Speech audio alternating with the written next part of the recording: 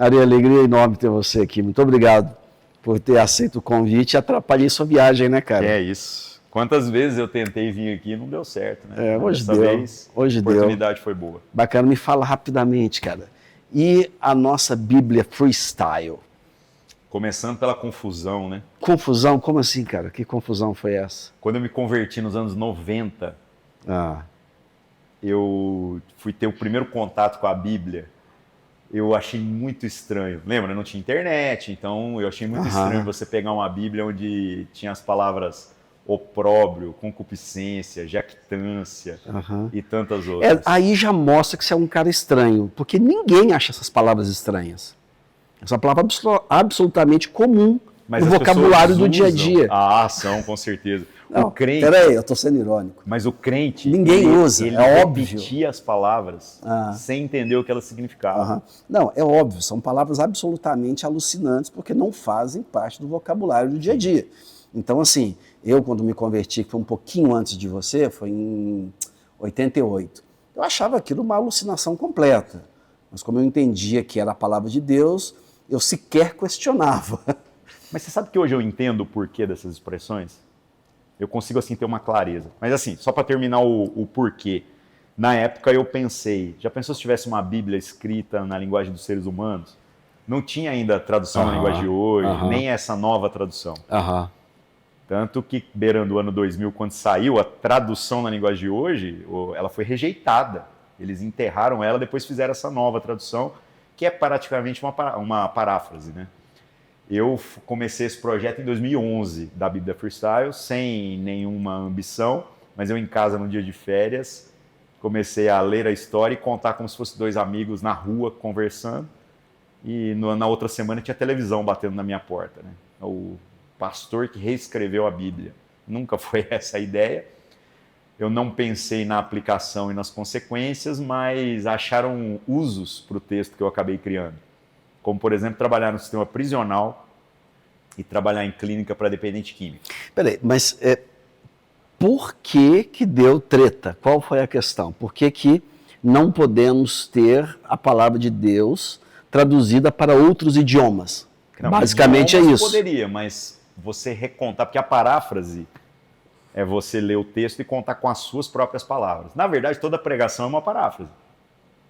Você pega uma ideia e você conta a história. Na verdade, o evangelho é uma paráfrase, porque Mateus escreveu de um jeito, Lucas de outro, João de outro. Cada um assistiu o fato e escreveu com a sua própria paráfrase. Onde está o pecado?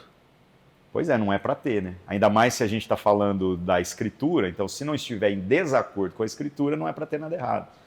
Mas é os tradicionalismos imbecis que às vezes não fazem sentido. As coisas que a gente só incorporou. Mas eu falei do jactância, opróbrio, concupiscência. Olha que coisa incrível. Por que o João Ferreira de Almeida, quando foi fazer a versão para o português, escolheu a maneira mais formal de se traduzir? Por quê? Porque o grego, na verdade, é o grego koiné, que é o grego popular. Exato. Mas olha a ideia. E nisso aí você vê que tem inteligência. Se ele escreve na linguagem popular da sua época, nós estamos falando do século XIX, o que aconteceria? Ela ficaria inutilizada em poucas décadas, porque a língua muda. Mas se ele escrevesse na sua forma mais rigorosa, mais formal, esse texto seria praticamente duradouro, eterno, assim, eterno enquanto existia a língua portuguesa. Porque por mais que hoje ninguém fale jactância, você pode ir no dicionário, a palavra está dicionarizada.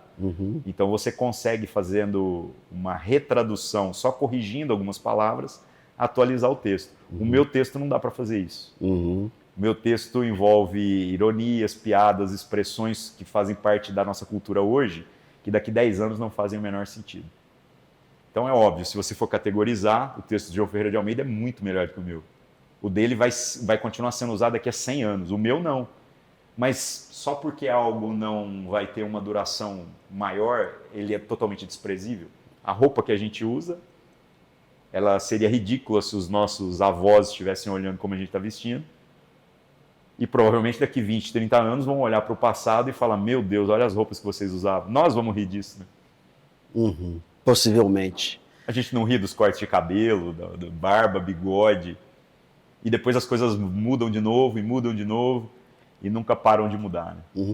O exagero ele tende a ficar ridículo depois de um tempo, seja o exagero para mais ou para menos, ele tende a ficar ridículo. De tal maneira que, então, a Bíblia Freestyle, ela segue uma linguagem extremamente popular. Então você entende que ela pode cair em desuso em algum tempo. E mas ela vai cair. Mas ela teve a sua utilidade, tem a sua utilidade. Ela comunica hoje. Então, como ela comunica, ela é útil. E se ela comunica alguma coisa que aponta para um fundamento, para algo coerente, tanto que o testemunho que fez na época eu suportar as pressões que vieram disso foi o seguinte, pessoas dizendo, olha, eu por esse texto me despido do preconceito com relação a ser cristão. E aí eu fui ler a Bíblia, e aí eu percebi que você não inventou nada, que estava tudo lá. E aí o cara não precisa do meu texto mais. Né? Ou seja, então o seu texto conversou mais com quem não é cristão do que com quem é cristão. Com certeza. Com certeza. Mas teve cristãos também que me escreveram, cara. Gente falando assim, eu estou na igreja há 10 anos e eu aprendi todas as palavras, mas eu não entendi o que elas significavam. Porque tem muitas passagens na Escritura que são expressões idiomáticas, que às vezes são traduzidas muito ao pé da letra. Quer ver uma típica que... E, aliás, essa não foi nem sacada minha. Eu fiz a paráfrase, alguém da Sociedade Bíblica do Brasil que acompanhava e que pediu para ficar em anonimato na ocasião, porque não precisava espirrar nele o que já estava espirrando em mim, né? Ele me corrige em particular, falando, olha, isso aqui que você fez assim, não é bem essa a ideia. E quando ele trouxe a ideia, eu fui pesquisar e descobri que ele tinha razão. Por exemplo, Jesus chega para um sujeito e fala assim, vem e me segue. E aí ele fala assim, não, deixa primeiro eu enterrar o meu pai. Como que eu havia entendido esse texto? O pai dele morreu, ele só quer ir ali enterrar o pai dele. E não é isso que o texto está dizendo. Exato. Está dizendo assim, ele tem uma palavra empenhada com o pai dele. Ou seja, eu preciso esperar que meu pai venha a falecer. Isso pode levar 20 anos. Agora, por mais que isso pareça óbvio, quantas pessoas pegaram essa ideia? É óbvio depois que alguém explica. Né? É óbvio depois que você aprende. Mas é curioso isso, como que parte da igreja cristã, daquilo que se diz igreja cristã, quando a gente fala igreja cristã, estamos falando essencialmente da igreja católica e da igreja evangélica brasileira, grosso modo, mas é impressionante como que a igreja evangélica ela é muito profícua em matar os seus profetas. Enfim, basicamente repete-se uma história, vamos matar quem está trazendo uma ideia inovadora. Né? Então Jesus ele chega dizendo, olha, eu tenho uma coisa nova. Ah, uma coisa nova? Cruz nele, porque é coisa nova, a gente não gosta. E hoje é a mesma coisa. Trazendo coisa nova, vai levar pedrada, vai levar chicotada, então se trouxe uma Bíblia nova, você pode esperar, porque assim, cristão gosta de cruz, continua gostando muito de cruz. Como você enxerga a igreja evangélica hoje no Brasil, Ariovaldo? Eu acredito que a igreja evangélica está empenhando muita força em algumas coisas que são supérfluas, que são secundárias. Exatamente por exemplo, por conta disso que ela consegue um grande alcance, mas ela não está conseguindo ser eficaz num monte de coisa.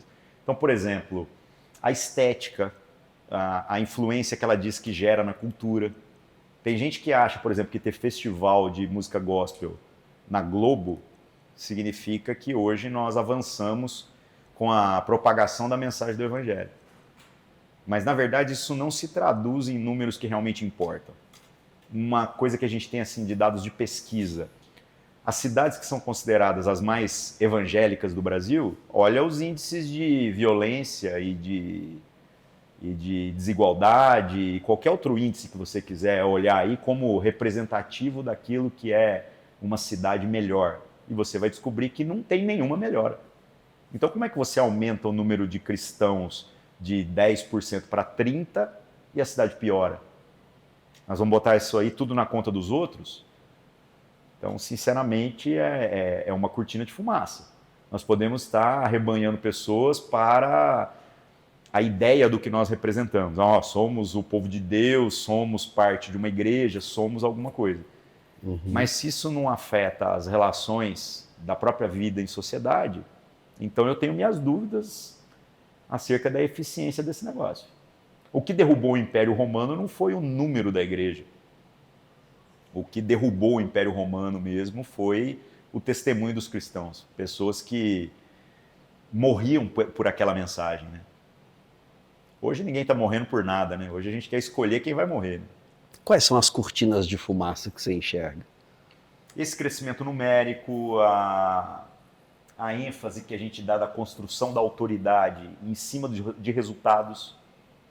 Por exemplo, se você pergunta para qualquer pessoa quais são as igrejas mais influentes hoje no Brasil, quem vai citar as pequenas igrejas que eventualmente têm um número que pode não ser tão expressivo, mas tem um resultado que realmente afetou em transformação, em engajamento daquelas pessoas, né? Que pode ter mudado uma pequena cidade, por exemplo, ou pode ter mudado um bairro dentro de uma grande cidade. Ninguém lembra disso, todo mundo lembra apenas dos grandes nomes, os grandes ministérios, como se esse número traduzisse alguma coisa. Isso é uma grande cortina de fumaça. Aí todo mundo que é pequeno fica trabalhando para ser grande, enquanto que todo mundo que é grande está trabalhando por alguma coisa que nem eles sabem o que é. Depois que eles já conseguiram todo esse resultado que ambicionaram, e aí, qual que é o próximo passo? E eu, na boa, eu acho que não sabem. Tanto não sabem que quando o ministério chega num certo tamanho, é onde vem o colapso. Aí começa brigas por poder, brigas por estrutura, brigas por um tanto de coisa. Nós temos assistido aí um número enorme de escândalos dentro desse mundo chamado evangélico. Normalmente está associado a ministérios que crescem ou igrejas maiores. E eu não tenho nada contra a igreja grande. Eu só acho que o problema, tanto na grande quanto na pequena, é quando as personalidades começam a ter peso demais. Aliás, todos os escândalos, pelo menos no Brasil, envolveram isso, né? Dentro desse contexto todo aí, Ariovaldo, o pastoreio, você acha que o pastoreio está em crise? Está em crise por conta de que o que estamos chamando de ser bem-sucedido no ministério pastoral é ter um número e não necessariamente ter uma influência inspiradora e que seja sustentável de médio e longo prazo. Por exemplo, quando somos pais, qual é a ideia? Que você seja o pai que vai trazer orientação para o seu filho para sempre. Quando você tiver 90 anos, ele vai ter 70 e ele vai te ligar para perguntar o que ele tem que fazer da vida dele.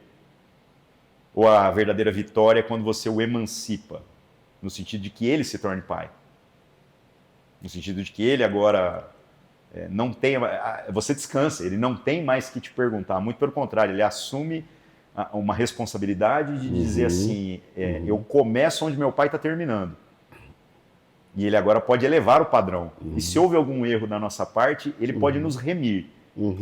Ninguém está pagando por pecado de ninguém, mas como ele já viu a gente errar, ele já tem o privilégio de aprender com os erros dos outros. E assim as coisas deveriam avançar.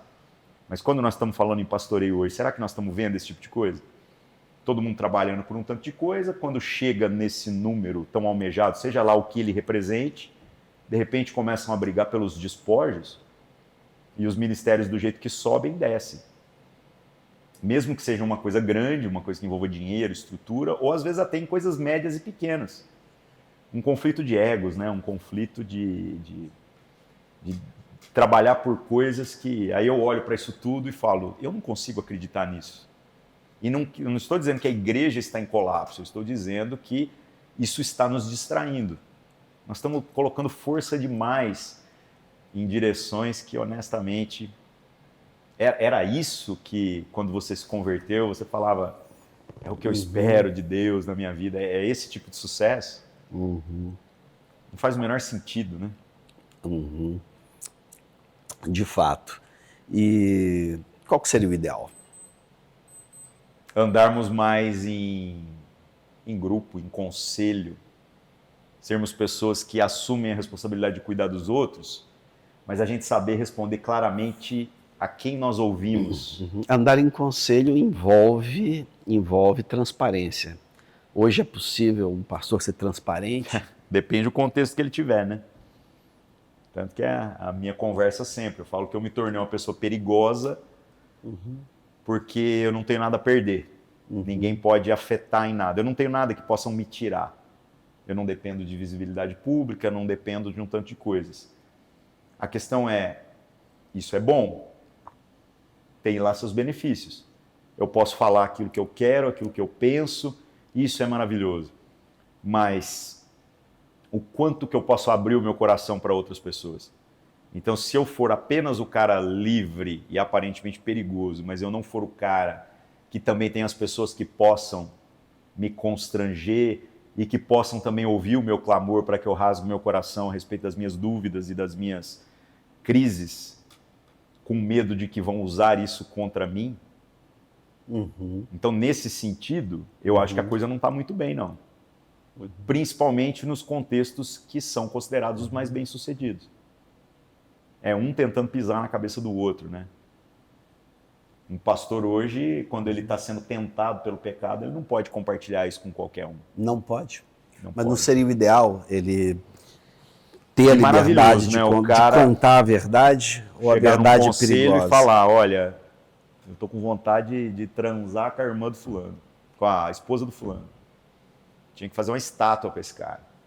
Tinha que dar um troféu para ele. Esse é o cara mais sincero e honesto que eu já vi na face da terra. E, no entanto, o que acontece? Se ele abrir a boca nesse sentido, nós vamos disciplinar ele. E que disciplina nós estamos dando? O que tem para ser consertado? Ele nem pecou ainda. Ele está compartilhando uma tentação. Então seria um tribunal, como se fosse um tribunal muçulmano, assim, aonde você vai ser punido por aquilo que você pensa. A vítima é o culpado. Aí hoje, quando me chamam para ajudar, e principalmente em questões pastorais, a gente não vai lá para ajudar num casamento problemático. A gente vai lá para dar extrema-unção. Por quê? Porque não foi pedida ajuda Antes. E não foi pedido ajuda antes, porque nós temos sérias dúvidas de onde nós podemos pedir essa ajuda. Então, nesse sentido, nós estamos vivendo uma verdadeira crise. E se os pastores estão passando por esse processo, o que sobra para o resto das pessoas? Elas estão se espelhando, inclusive, nos seus líderes, né? Aí a gente vai reclamar. As coisas na igreja não acontecem, as pessoas não são transparentes. Nós não somos. Mas deveríamos ser. Agora é óbvio, não estou dizendo que toda a igreja é isso. Mas muito da igreja, infelizmente, se tornou isso. Como a gente viaja bastante, temos o privilégio de ver coisas que não estão na mídia, que são pessoas sinceras, que estão fazendo trabalhos legais. E que existem. E muitos. Eu diria talvez até que devem ser a maioria. Só que não tem visibilidade. Não tem visibilidade. Que diferente, né? Ou seja, a visibilidade está para aqueles que gostam da visibilidade. O que as motiva a ter tanta visibilidade? Como que nós compramos essa ideia de que visibilidade é sucesso? Visibilidade é influência. Visibilidade é poder. Só que também demanda muito, né? Uma vez que você aceita vestir essa roupa, acabou sua liberdade completamente. Tanto que é o caminho que eu decidi tomar até em redes sociais, né? Eu fui pro Twitter bem no comecinho. Aí no Twitter eu cheguei lá assim, 10 mil seguidores, e eu falava, uau, como isso é legal. Aí veio o Facebook, migrei pro Facebook. Aí cheguei em quase 200 mil seguidores e todo mundo falando, agora vai, né? Aí começam a aparecer as tentações, cara. Sabe quais são as tentações? Quais são? Empresário de pastor. Ele te procura e fala assim, você não quer trabalhar comigo? Como funciona? Você me dá a sua agenda, eu te pago. Você vai ganhar, quanto você ganha? Você ganha 10 mil? Eu garanto que você ganha 50 mil por mês. Só que você vai pregar onde eu disser que você tem que pregar e você tem que fazer algumas coisas que eu vou pedir para você fazer. Tal assunto você não fala, você vai se vestir dessa forma, o cara te agencia. Eu nem sabia que isso existia. Eu também não sabia até que apareceu. E se você parar para pensar, vai resolver o seu problema financeiro? Vai, claro. Você vai ter multidões para te ouvir. Opa, só vai ter alguns assuntos que você não pode tocar, porque não é bom para o nosso negócio. Parecendo uma igreja isso, hein? Uma.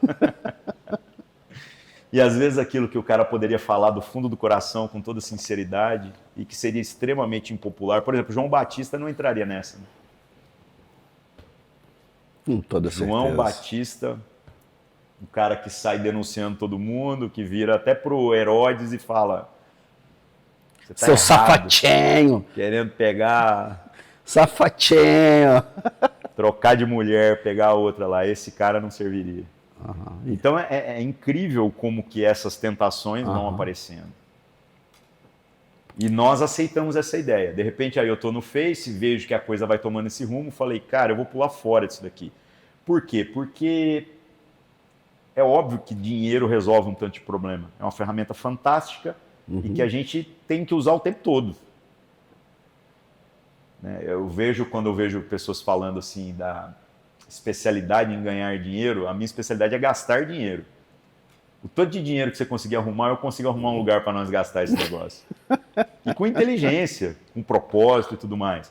Então, todo o meu esforço, por exemplo, em ganhar dinheiro, sempre está condicionado ao quanto que eu preciso gastar ele.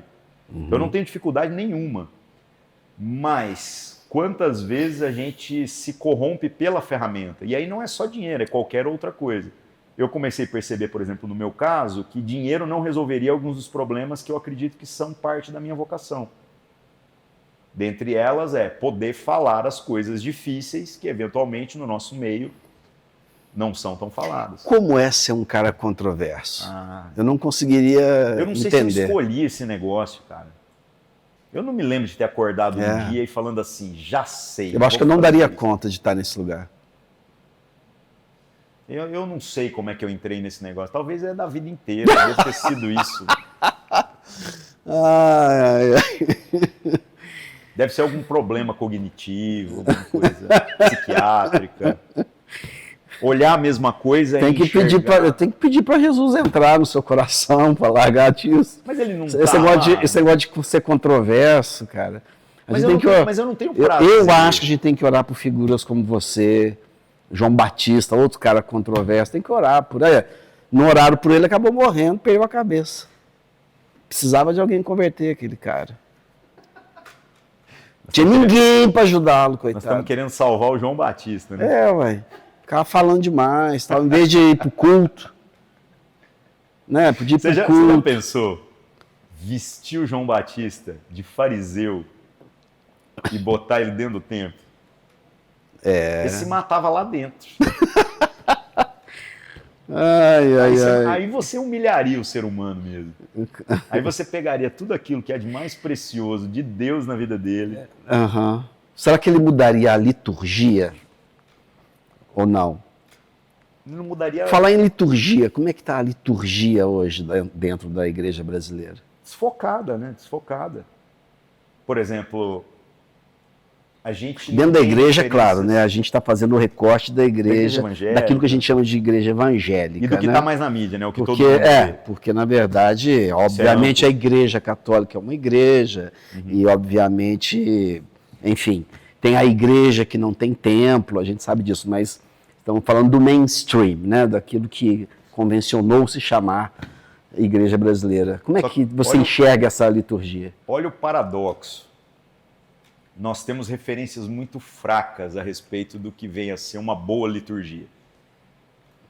Mesmo na Escritura, nós temos referências muito fracas. A gente tem testemunhos imensos, o Novo Testamento inteiro é a história de gente andando junto e compartilhando da vida, e partilhando refeições, e no meio disso tudo, princípios que são para toda a existência, para toda a caminhada, para toda a situação.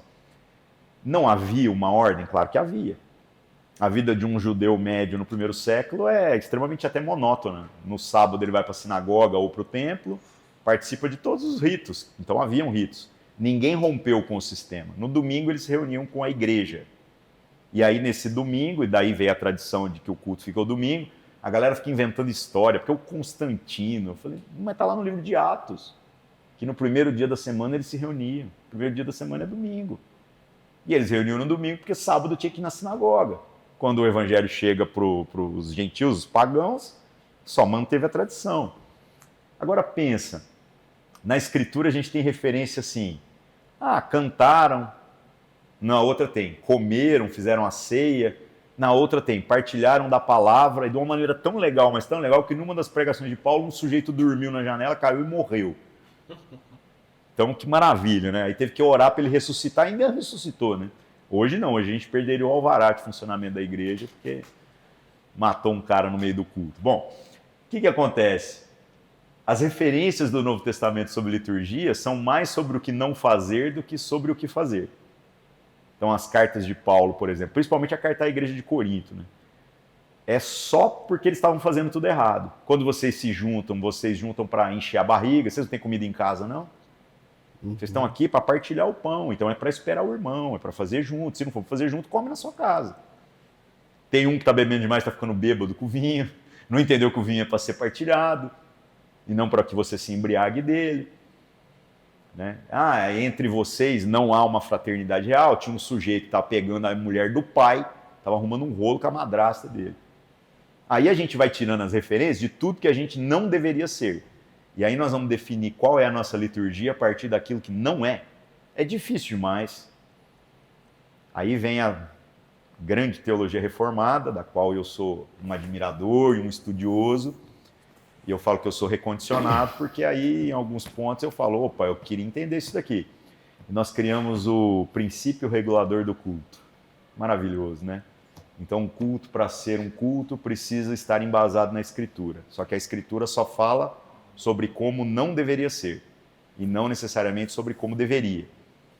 E aí a gente cria regras. Precisa ter música, porque tem 150 salmos na Bíblia, e no Novo Testamento, em algumas passagens, eles cantaram. Eu aceito.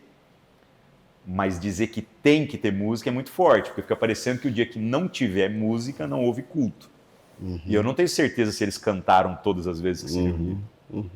O texto não diz isso. Tem que ter leitura da Escritura, eu acho que isso é meio óbvio, né? Agora, precisa ter a leitura mesmo, ou nós podemos nos lembrar de algumas coisas que nós lemos e a gente compartilhar? Então, eu acho que é um rigor. Em termos de música, qual que é a música divina? Boa sorte para definir esse negócio. E qual que é a música do capeta? A música do capeta? Essa é fácil de saber, né? A música ruim é do capeta, né? Então a gente tem tocado a música do capeta nas igrejas? Algumas eu acho. Tá horrível. Tá horrível. Meu Deus do céu, eu não sabia. Você já participou de um acampamento ou de alguma experiência? Cara, eu não sabia disso. Alguma experiência no meio do mato, onde alguém estava lá no meio de uma madrugada, numa fogueira, e aí aparece um sujeito com um violão faltando uma corda, e aí a gente pega e começa a cantar os clássicos do Legião Urbana, porque a gente começa por aí, né? Aí, quando começa a cantar todas as tosqueiras... Eu não conheço porque eu não era nascido ainda. Com certeza. Depois que a gente cantou todas as tosqueiras e se divertiu, alguém resolve puxar um louvor daqueles da pré-história. E aí a gente começa a cantar. Aí não tinha nenhum cantor, o violão faltava uma corda, e o cara que estava tocando não era nenhum gênio da habilidade. E, no entanto, a gente, em algumas dessas experiências, sai de lá falando assim, cara, essa foi a melhor experiência de adoração que eu tive na minha vida. Tanto que você sai de lá fazendo promessas que você não vai conseguir cumprir. Que é assim, vamos fazer de novo semana que vem? Essa semana que vem nunca mais aconteceu. Eu já passei por esse tipo de experiência sem ter planejado em várias circunstâncias. Então não é a competência técnica, não é a competência no que se refere dos músicos, não é os instrumentos, não é nada disso. É muito mais sobre a consciência do que nós estamos fazendo junto. E aí a música... O Thiago Esmeraldo, pegando um pedacinho, o Thiago Esmeraldo, que é o nosso responsável aqui pela técnica do podcast, está aqui atrás das câmeras.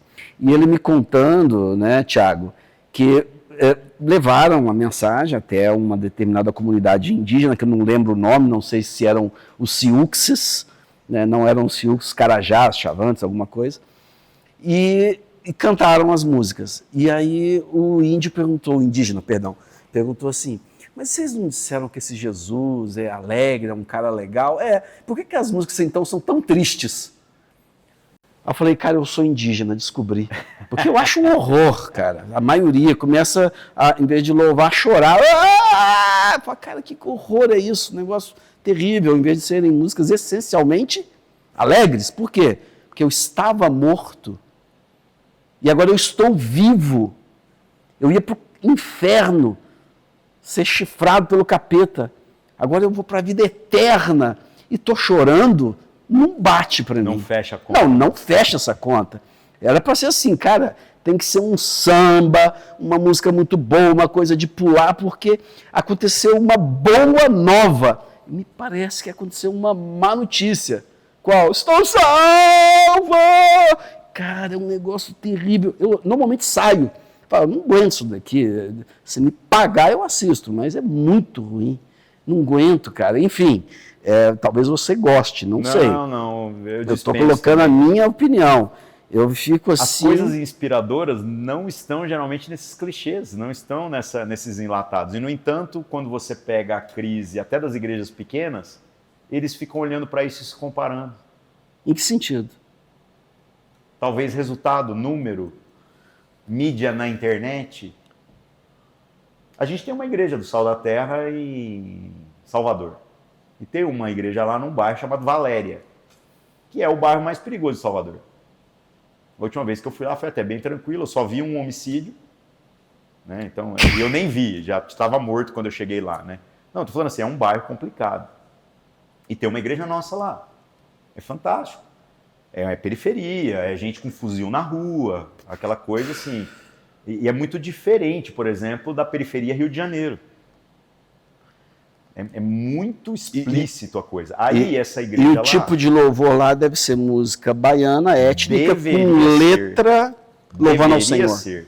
Aí os irmãos vão lá, tocam no louvor, galera nova, né? Lá tem negro, o resto do Brasil não tem negro. A Bahia tem negro. Os nossos negros, quando vão para lá, eles vêem um negro de verdade, né? É impressionante. Nós, assim, somos diferentes lá. Isso é maravilhoso. Então a igreja é esse perfil, aquela moçada, tal. E aí eles foram lá, fizeram o louvor. No final do culto, o culto era domingo de manhã. Depois que faziam um almoço, tudo no prédio da igreja. Aí a galera vai lá, cata os instrumentos e aí eles começam a tocar as mesmas músicas, as mesmas, só que agora fazendo samba. A hora que eu vi aquilo lá, eu puxei eles no canto e falei assim, meus irmãos, vocês têm que parar de tocar esse Hillsong que vocês estavam tocando aqui na hora do culto. Tinha que parar, Quer dizer, esse negócio. A música boa no momento de lazer, mas para Deus eu entrego um lixo. Não, para Deus, por quê? Eu tô com raiva de... Você tá com raiva de Deus? E eu falei isso mesmo, eles, tá com raiva de Deus, vai entregar um lixo na hora da celebração. Quando vocês tentam tocar Hillsong igual o Hillsong, fica sofrível. Mas quando vocês fazem o Hillsong em versão samba, olha aí. Eu falei, grava esse negócio, põe na internet, porque se o Hillsong ficar sabendo, eles vão levar vocês lá para a Austrália para apresentar para eles. Cara, que loucura. Chega a ser inacreditável. O que é isso? É um complexo de vira-lata? É uma liturgia distorcida? É pura ignorância? Não tem cultura suficiente? A que você acredita esse tipo de comportamento? Nós estamos vivendo um problema de autopercepção, de comunicação. A gente padroniza as expressões que a gente usa, mas os entendimentos são divergentes. Tudo isso que nós estamos falando, por exemplo, é sobre ser bem-sucedido em alguma coisa. Agora, o que é ser bem-sucedido em diferentes contextos? O que é ter uma igreja bem-sucedida em diferentes contextos? Se cada contexto... Como que numa periferia você quer ter um prédio que vai caber 10 mil pessoas? Esquece, não vai acontecer. Então você está sonhando vestir uma roupa que não é do seu tamanho. Como que eu vou trabalhar, por exemplo, dentro do sistema carcerário e vou falar do mesmo jeito que a gente conversa dentro das igrejas? As pessoas vão comprar todas as minhas ideias, vão repetir as expressões que eu falo, mas não vão entender o que elas significam. Eu tive uma experiência no sistema carcerário engraçado, viu? Antes de você falar do sistema carcerário, e olha que você está dentro de um universo Sal da Terra. Né? Que a gente tem uma diversidade imensa. Você pastoreia a Igreja Manifesto, mas a Igreja Manifesto ela está dentro do contexto da Sal da Terra, que já é um ministério amplo, que é um contexto já diferenciado. A gente ainda encontra esse tipo de aberração teológica que nós contamos lá, que você encontrou em Salvador, né? Que é uma aberração total, é um negócio assim completamente alucinante. Não tem nada errado, ser muito melhor, né? Que é semelhante ao que aconteceu com a Bíblia freestyle. Quer dizer, eu não posso pregar a palavra de Deus com qualquer tipo de linguagem. Ou seja, é uma coisa absurda, né? Ou eu falo no português clássico, ou eu não posso usar um dialeto do português, uma linguagem popular. Isso tem uma doença aí, existe uma doença aí. No sistema carcerário, eu tive uma experiência das mais engraçadas. A gente fez um trabalho, tipo uma capelania, íamos lá toda semana, tal, evangelizar mesmo, conversar com os presos. E algumas coisas chamavam a atenção. Eu não conhecia nada disso, caí de paraquedas, porque havia alguns irmãos na Sal da Terra que começaram esse projeto, e falei, quero ir. Fiquei assustado com o que cidade? Lá em Uberlândia. Eu fiquei assustado com algumas coisas, porque acho que todo mundo, quando faz 18 anos, tinha que tirar um dia na cadeia, para o cara entender o que é estar na cadeia. Porque aí, a hora que ele olhasse o trabalho ruim, ele falaria assim, não, eu prefiro o trabalho ruim do que vir para cá. Porque é ruim mesmo, a condição lá é péssima. Agora, o que me surpreendeu? Primeiro era a gente não ter os vícios que alguns outros grupos que faziam capelania tinham. Então chegava numa cela e a gente punha os braços assim nas grades e chamava a galera, falava, vem cá galera, vamos orar pela família de vocês. Tal, e depois a gente trocava uma ideia. E os caras falavam assim, é estranho porque vocês não têm medo da gente. Porque aparecem alguns aqui que ficam longe da grade, porque e se vier alguém te pegar e te ameaçar. Então isso eu já achei surpreendente. E eles comentaram, falou assim, a gente acha estranho o quanto vocês não têm medo. E depois eu descobri que não tinha razão mesmo para ter medo. O trato lá era fantástico, é o lugar que eu me sentia mais seguro. Já entrei até em dia de rebelião. Sabe? Com os caras tudo soltos. Você é tratado como se fosse Jesus andando no meio das pessoas. Mas um dia, num caso muito particular, um sujeito, falando da linguagem, um sujeito virou para mim e falou assim, irmão, quanto tempo você puxou de cadeia? Aí eu virei e falei, não, eu nunca fui preso. Não, irmão, pode falar. Eu falei, é sério, eu nunca fui preso. Não, irmão. É só entre nós aqui. Não se preocupe. Aí eu falei assim, é sério, eu nunca fui preso. Mas por que você está perguntando se eu fui preso? Falando assim, porque você fala igual a gente. Ali eu entendi muita coisa. Quer dizer, então, que se eu me comporto como eles, no sentido de que eu vejo como igual, eu ponho a mão lá do mesmo jeito que eles põem a mão uns nos outros. Vem cá, deixa eu te dar um abraço, vem cá, vamos orar pela sua família. Eu falo como eles, logo eu sou tratado como um deles, ou seja, a minha palavra é respeitada lá. Eu não sou um estrangeiro que está vindo e trazendo uma ideia que não é daquele mundo, né? E eu aprendi isso sem nenhuma intenção nesse sentido.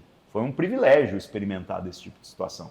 Só que esse tipo de situação é referência para todas as coisas da nossa vida. Quando você conversa com uma criança pequena, não adianta você usar termos científicos, técnicos, teológicos e tudo mais. Você precisa falar numa linguagem acomodativa, né?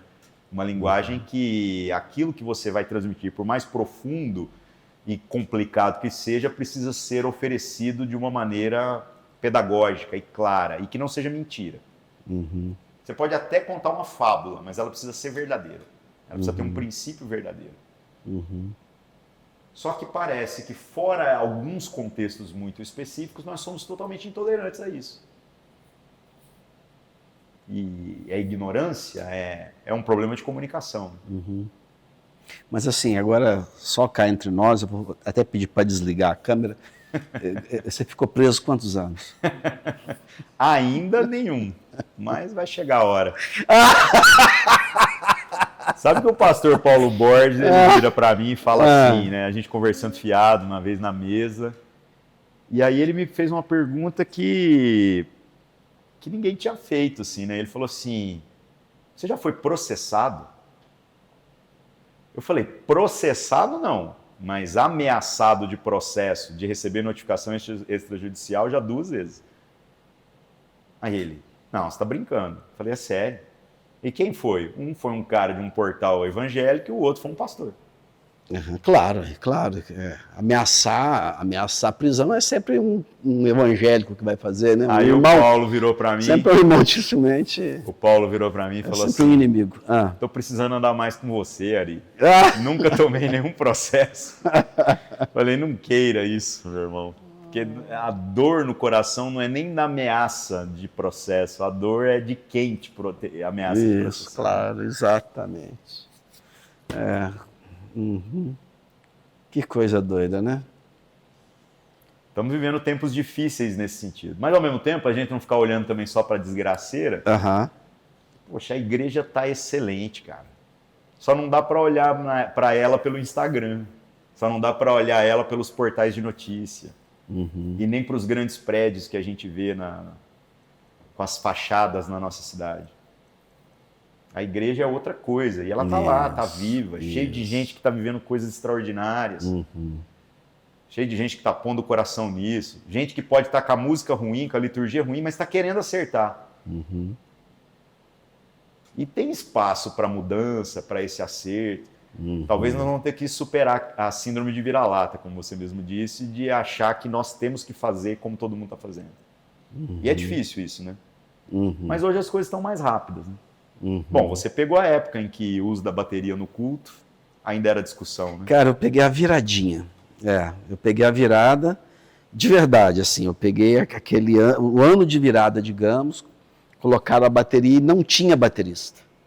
Não tinha, o único cara que era baterista mudou, e ninguém crente sabia tocar bateria, e eu aprendi, e eu sou baterista hoje por isso, que ela ficava parada em todas as celebrações, os cultos, porque não existia baterista dentro da igreja. E eu falei, cara, eu tenho que aprender isso. Pedi a Deus, orei, falei, Deus, me ensina a tocar. E simplesmente sentei e simplesmente toquei. Que legal. Foi um dom recebido instantaneamente. Sem aula, sem nada, toquei como toco hoje. Hoje não tem nenhuma igreja que não tenha bateria, né? Não, é mais imagina. Importante que a Bíblia. E hoje ela ganhou até destaque, fica dentro de uma caixa de vidro, né? Muito bacana ali. Eles abaixaram os pratos e tiraram os tons para você ver o rosto do baterista. Eu tenho certeza que é para isso, não é por outra razão, né? Deve ser para o baterista ser mais visto. Nos anos 90, o que eu peguei era se o rock poderia ser usado para a glória de Deus. E o rock pode ou não ser usado para a glória de Deus? Eu acho que, teoricamente, até o funk poderia. Eu nunca vi. Mas eu tenho que acreditar nisso. Se Deus estivesse procurando competência musical, acho que ele mandava o diabo fazer o louvor e ficava mais bem feito do que qualquer coisa que a gente é capaz de produzir. Acho que o que Deus está realmente procurando é a excelência, né? E a excelência vai ser em qualquer estilo, em qualquer circunstância, com qualquer técnica, mas ao mesmo tempo, assim, isso é verdade, o que nós estamos tocando é verdade. Eu não estou falando da letra, eu estou falando do todo. Eu acho, Ariovaldo, que o que a gente está falando até aqui, né, deságua mais ou menos, e aí eu gostaria de saber se você entende como eu, mas eu entendo que o que a gente está falando até aqui é que, em primeiro lugar, o verdadeiro evangelho, ele é simples, ele está no simples. A sofisticação ritualística, musical, midiática, pode muito mais atrapalhar do que ajudar.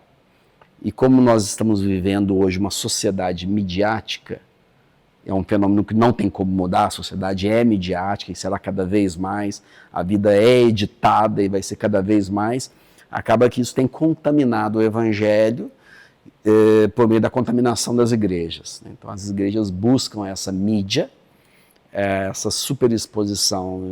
Então no simples, eu penso que a gente encontra uma manifestação do evangelho muito mais poderosa, genuína e transformadora. Nesse contexto, e paradoxalmente, pode ser que as estruturas religiosas maiores acabem sendo menos efetivas e menos relevantes na transformação das vidas do que as estruturas menores. Talvez as estruturas menores sejam mais relevantes na transformação das vidas, porque aqueles líderes religiosos daquela instituição menor, daquela célula menor, pode dar atenção às pessoas. E nas maiores, talvez não se tenha essa aproximação. Isso que eu estou dizendo aqui, não necessariamente com essas palavras, mas você comunga dessa percepção? Você acha que esse nosso diálogo leva para esse lugar? Você acrescentaria algo ou não tem a ver? Eu não tenho dificuldade com a igreja grande, mas você precisa chegar bem próximo dela para entender se o grande consegue ainda ter essa efetividade do orgânico, do relacional. Porque existem igrejas que, às vezes, o grande é para simplificar. Por exemplo, uma igreja que ao longo da semana, e é óbvio que isso não funciona em qualquer contexto, por exemplo, aqui em Brasília é isso, todo lugar é meia hora, sem trânsito. Se tiver trânsito, é outra história. E São Paulo?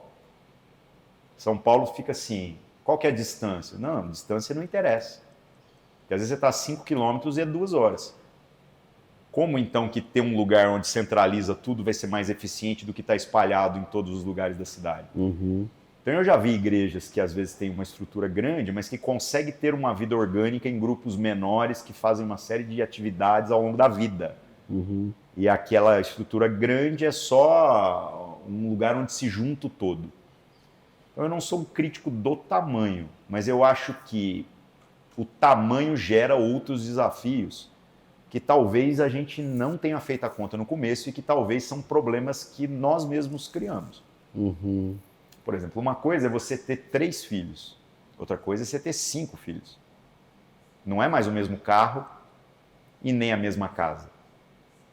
Antigamente era mais fácil, você comprava uma Kombi, mas hoje não existe Kombi mais. Hoje o primeiro veículo que vai caber 8 pessoas, 7 ainda tem carro. Mas o primeiro que vai caber 8, ele não custa 60, 70 mil reais. Ele pula para 200. E se você tiver 15 filhos, aí você vai precisar de um micro-ônibus. Aí você já dá mais um salto para 300 mil. Tem alguma coisa de errado? Não, às vezes essa é a sua vocação mesmo. Compre um ônibus de 50 lugares e tenha 45 filhos. Mas sejamos honestos, é um desafio. É um desafio imenso trabalhar coisas dentro dessa perspectiva. Quantos pastores há numa igreja grande? Então, lá tem o pastor fulano, beltrano e cicrano. E cuida de quantos? A nossa comunidade tem, sei lá, 100 e poucas pessoas mesmo, assim, que você fala, estão lá. Nós somos 4 pastores, eu acho que são poucos. Mas peraí, vocês estão dividindo, então, 30 pessoas para cada um e vocês acham que é muito? Eu acho. Eu acho que deveríamos ter muito mais pastores. Muito mais gente cuidando de gente. É que é um desafio instigar as pessoas a assumir essa responsabilidade. Mas é o nosso desejo. Ariovaldo, por que será que aqui a minha entrevista com você, né, esse bate-papo, a gente acabou caindo num diálogo onde a gente falou basicamente do funcionamento da igreja protestante ou evangélica contemporânea. Por que será que nós não caímos em outros temas? Porque talvez o que nós vivemos dentro desses contextos da igreja são as coisas que mais nos incomodam. Mas eu acho que não é o problema em si, porque a gente poderia estar aqui também dando soluções para esses problemas, mas o problema em si que deve ser o foco do que nós estamos tentando apontar aqui. Então vamos dizer qual que é o tamanho da igreja, vamos dizer qual que tem que ser a liturgia, vamos dizer como tem que ser o louvor. E isso não vai garantir sucesso em nenhuma situação que tentar nos ouvir nesse sentido. Eu acho que nós estamos entrando em questões de natureza que são muito sérias. E aí vai valer para qualquer tipo de experiência religiosa ou para qualquer tipo de empreendimento, seja de negócio ou seja de qualquer outra coisa. Nós estamos focados demais em resolver problemas que eu acho que nós mesmos criamos, ao invés da gente focar na experiência humana, na relação entre pessoas, na construção de confiança, na construção da vivência juntos. Coisas que talvez eram mais intuitivas no passado e agora nós estamos deixando para segundo plano. A igreja perdeu isso. Todas as igrejas perderam isso. quando a gente fala do católico, me dói no coração ver o católico dizer que o que ele entende é que ele tem que ir na missa, entrar mudo e sair calado, e ele já foi abençoado porque ele foi lá e cumpriu os sacramentos. E aí eu penso, poxa, a gente deixou com que a coisa se transformasse nisso. O mais precioso a gente está dizendo que é o que nós menos estamos valorizando agora. E o crente está fazendo a mesma coisa. As nossas expressões religiosas estão conduzindo as pessoas por uma jornada onde elas vão lá, participam, entra mudo e sai calado, e no final você vai viver a sua vida do jeito que você acha que deve viver. Nós, inclusive, não queremos pessoas interferindo na nossa vida em lugar nenhum. Interferência eu também não quero, mas amigos eu preciso. Ariovaldo, você tem um shape que está fora do padrão. Absolutamente. Isso já te causou algum tipo de problema dentro desse mundo evangélico, rejeição, enfim, preconceito? Você já sofreu isso? No começo, sim, mas hoje mudou muito, né? No começo, a gente é bem julgado pelo chassi, né? Hoje são bem-vindos os ex-presidiários, né? Não. Hoje são bem-vindos todo tipo de gente. Eu tenho uma tatuagem do Corinthians no peito, cara. Nossa, meu Deus. No sistema penitenciário eu tenho direito à la vida. Mas a tatuagem é de primeira ou segunda Corinthians? Rapaz, é de primeira, é a parte depravada mesmo, viu? Segunda Corinthians melhorou. Mas hoje está muito mais tranquilo. E uma coisa curiosa, até que a gente brincando aqui do termo reformado ou recondicionado, os lugares onde eu sempre fui mais bem recebido e acolhido, ao mesmo tempo que também foram os lugares onde eu mais sofri uma discriminação inicial, foi no meio reformado tradicional. As batistas tradicionais, a presbiteriana do Brasil, a presbiteriana independente. Foi onde você foi melhor acolhido. Melhor acolhido. Que bacana, hein, cara? Que e é os lugares onde hoje eu vou e as portas estão assim mais abertas. É incrível. Olha só. E também onde eu arrumei os grandes inimigos. Paradoxalmente. Paradoxalmente. Estou falando de gente do alto escalão dessas igrejas que arrumaram confusões homéricas. Te odeiam de morte. A ponto de, assim, fazer ameaças, não para mim, mas ameaças, por exemplo, eu vou pregar em algum lugar e aí um liga para o outro e fala, se você receber ele, eu corto a bolsa do seu seminarista. É isso que eu estou falando. A política na sua expressão mais suja. Agora, isso representa a igreja? Não. E estas igrejas não tem nada a ver com o que um ou dois babacas fizeram só porque eles fazem parte dela ou são figurões do alto escalão do processo. Cristo não tem nada a ver com isso. E é por isso que eu ando com essa turma. Tem muita gente boa, muita gente sincera. Os lugares que eu mais sempre tive dificuldade foram, curiosamente, as comunidadezinhas.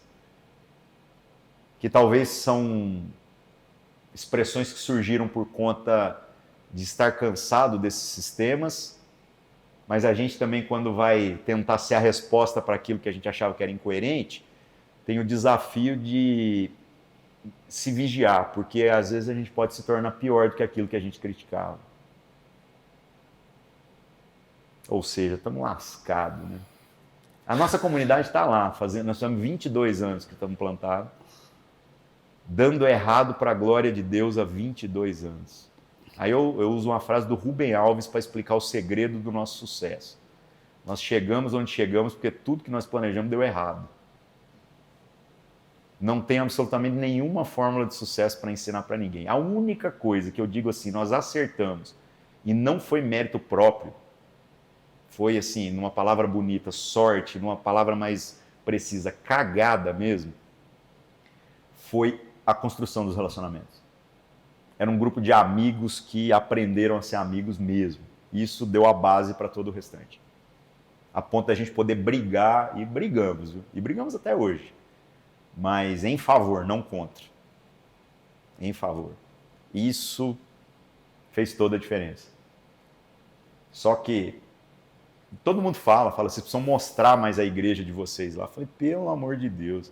Nós estamos igualzinho, eu falei das epístolas com relação à liturgia do culto. A gente tem mais exemplos de como não fazer do que como fazer. E é palavra de Deus, hein? Ariovaldo, um sonho. Olha, eu não tinha muito resposta para essas coisas até um tempo atrás, não, viu?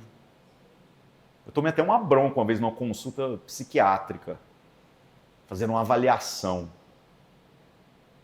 Porque eu não sabia responder isso, mas hoje eu tenho mais foco. Eu penso em materializar algumas coisas no que se refere a legado. Meu nome seja esquecido, isso aí eu já estou me lascando há muito tempo. Mas tudo que a gente tem que foi expressivo no passado, geralmente são coisas que foram semeadas há mais de 40, 50 anos atrás. E eu não me lembro de nada que foi feito nos últimos 10 anos. O meu sonho é materializar algumas coisas que vão poder durar de 50 a 100 anos, servindo a humanidade. Aí eu consigo depois, nós precisamos de outro dia para eu explicar tudo isso nos mínimos detalhes. Mas meu sonho hoje é conseguir materializar algumas coisas no que se refere a legado. Legado. E que meu nome seja esquecido, eu não estou querendo ser famoso e nem ser o cara que os livros, olha os livros que ele escreveu. Não, eu ainda escrevo conteúdo descartável, não tem problema, ele serve para hoje. Quem escreve jornal sempre escreveu conteúdo descartável. Né? Só serve para o dia, amanhã já tem outro. E nem por isso deixou de ser importante ao longo da história da humanidade. O meu sonho é não desperdiçar o tempo que eu ainda tenho com coisas supérfluas e temporais. Eu quero trabalhar com coisas que deixem um legado um pouquinho maior do que a minha existência. Conversamos com Ariovaldo Júnior, uma figura que eu admiro, gosto. Obrigado, Ariovaldo. Sua última mensagem aí para a turma que te assiste. Bom, se você está desanimado com a fé, com a igreja, desanimado com a ideia de conhecer Deus e por conta da dificuldade que a gente tem de encontrar coerência nesse meio, eu queria dizer para você que você vai ter que sair um pouquinho do clichê, porque pode ser que a gente está procurando a resposta nos lugares meio viciados, que é o que a própria mídia diz para nós, que é onde deveríamos procurar. Mas não desanima, tem muita gente boa e Deus está fazendo coisas fantásticas, espetaculares, a ponto que você vai ler a Bíblia e olhar para algumas coisas e vai falar o seguinte, esse negócio é de verdade. Então se você está desanimado, viaja um pouquinho, vai nos visitar, vai nos conhecer, e não nós lá, eu tenho um monte de amigos para tudo quanto é lugar do Brasil que podem trazer exemplos inspiradores e podem animar. Esse negócio de Deus eu não tenho outra coisa para fazer. Então, se você está em crise, eu queria dizer para você que você deveria experimentar esse negócio. E você vai descobrir que nenhum de nós tem outra coisa mais importante para fazer. O resto é só o resto.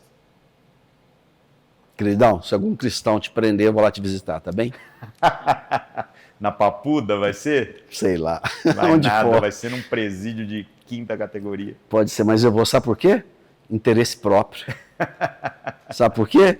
Porque Jesus disse o seguinte, você que visitou o preso, veio para o céu, estou querendo livrar a minha cara. Certo. Tá certo. Obrigado, querido, um abraço, sucesso. Valeu. Tamo junto.